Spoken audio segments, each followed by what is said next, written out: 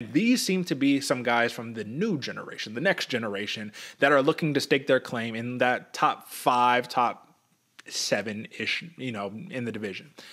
Let's talk numbers straight off the bat. Plus 140, Roman Dolidze, right? Minus 170 comeback for Nassourdine Imavov. The graphic's a little jacked up here, folks, but pay that no mind. What's really important is that Dolidze is coming off of a loss to Marvin Vettori. Imavov is coming off of a controversial no contest that it seemed like he was clearly winning against Chris Curtis, right? So it's not like either of these guys are coming off of a win, because Imavov lost the fight before that to Sean Strickland. So is this a fresh slate for these guys? And if so, why do you think Imavov is considered such a heavy favorite? It's not a super heavy, but minus 170. Why do you think that is?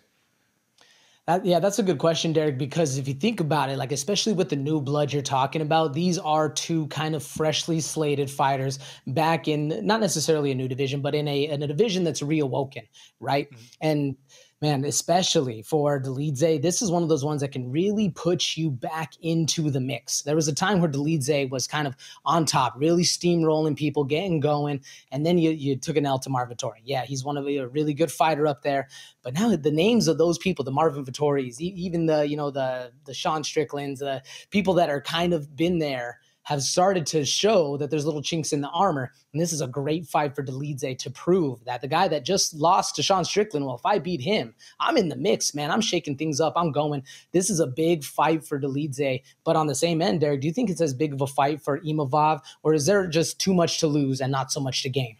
No, I think that this is a massive fight for Imavov. Listen, you're behind in the rankings. You're fighting up. You're fighting for a spot to join 8+, right? So that's where he wants to go, especially coming off of that no contest. Chris Curtis, think about him. He's number 13 in the world. This is the biggest opportunity that he has gotten. Last couple of fights, Sean Strickland, so that was big, right? But before that, Joaquin Buckley, Edmund Shabazian, Ian Heinch. It's just, this is the biggest opportunity yet. Now, the problem is it's such a stylistic disadvantage and advantage at the same time that it just makes it really interesting, because like I'm looking at a numbers perspective, right? Roman Dolidze, being a grappler, he could be in a real world of hurt if he cannot get this fight to the ground, which favors Imavov. But at the same token right there, look at the fight between Vettori and Dolidze. What was the common denominator? Vettori's a really good grappler. So you're not going to just push grappling on somebody who can grapple you back, right? It cancels out. Imavov, who does grapple from time to time, is not a grappler, though. You know what I'm saying? So with all of that taken into account, looking at these numbers right here, plus 320 for a Nassourdine Imavov decision.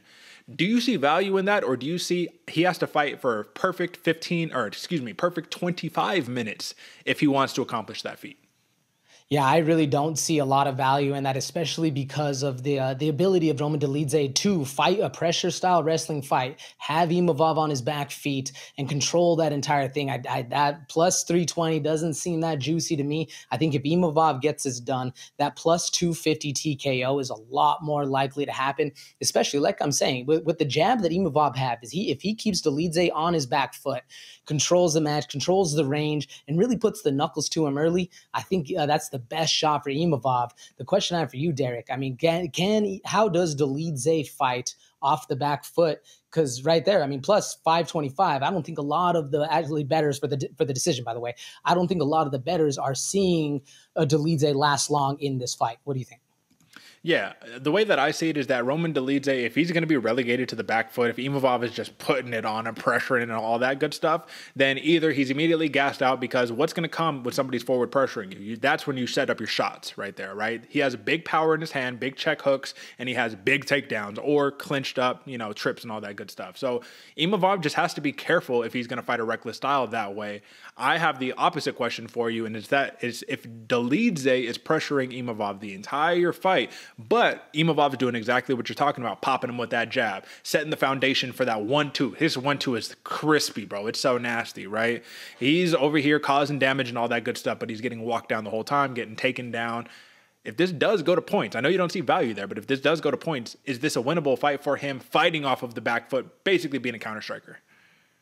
I think so, Derek, especially in the fact if the striking of Imavov is able to at least show more damage, while you're on the back foot, like you're saying, you're popping the jab, you're hitting the 1-2, you're skirting out to the side, and having Dolidze chase him the entire time.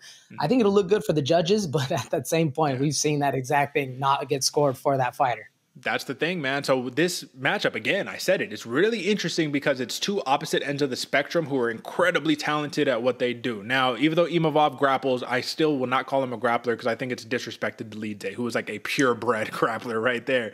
So question is, Dolidze gets Imavov to the ground. Can Imavov get back up?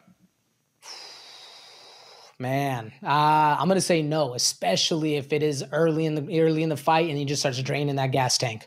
And that right there is the path to victory I see for Dolidze from a decision perspective, man. Rack up that control, work some submission attempts and all of that, and try your best not to get tired. Because to me, both of these fighters, I don't have a lot of confidence going past 3 rounds, personally, right? You look at Dolidze, he's a finisher. Dude has had 4 3-round fights in his last 10 fights, or maybe I call that 5 actually. And he's won more than he's lost, right? I think it's like 3-2 or whatever the case may be. But oftentimes when it comes to a decision, it's not looking good. One of the major wins he had via decision, Laureano Staropoli, who was a welterweight who moved to middleweight. So I like Dolidze here for the pick, but transparency, folks, we gave you guys some consensus picks. This is also a competition, so we try to get an edge. I like value-wise, I like Nassourdine Imavov. If he can keep this on the feet, I think that there's going to be a lot of success here. But you do got to give something to Roman Dolidze. So for the flyer, give me the Caucasian Roman Dolidze, plus 140 dog odds right here. I would personally stay away from all of these props. I'm not confident in any of them, but just give us the dog odds and let's just keep it rolling right there. AJ, what do you got? Man, I'm with you, Derek. This is going to be a very close fight, very exciting. That's why I'm looking forward to it. I'm still going with that plus 250 TKO for Imavov. I don't really like the minus 170. I could see him getting done, but man, that, like you said, Dolidze is hard to put away. We'll see what happens. We'll see what happens, but that's your main event, folks. Whoever wins this, they're the upper echelon. They're the new generation moving towards the top of the division. So you got to love that.